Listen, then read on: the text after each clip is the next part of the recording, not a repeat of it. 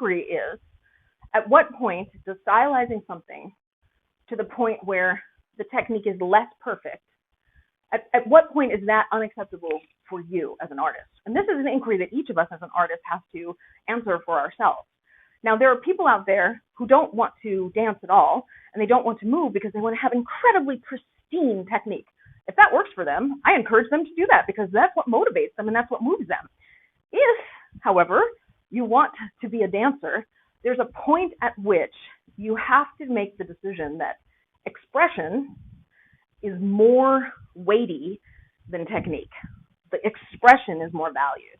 And you're willing to compromise a certain amount of cleanliness of the line, cleanliness of placement, cleanliness of the turn. This is one of the reasons, like, the Trinity turn for me was not, oh, I'm going to make a conscious choice to suddenly do these turns that are sloppy. It was actually a byproduct of what worked well for me dancing. And it was just easier to do the Trinity turn and not worry about having the clean line because I was able to express it. And then what ended up happening was, in letting go of trying to be precise, I ended up having a prettier looking move. And so the thing that can happen when we let go of the desire to have perfectly clean lines or precision or exactingness or precise placement is we can have something else arise that isn't available when we're working in a structure that is rigid.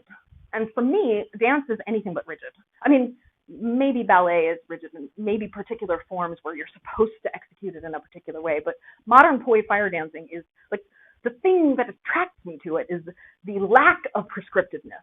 And so from my model and in my worldview, it's all about letting go of this prescriptive box of object manipulation says, do this here and do your transition here and do this thing here and move your hand here and use this square here and whatever. It's like, oh, I couldn't be bothered with that. I want to hear the music, feel the music, and baby, express it in my body.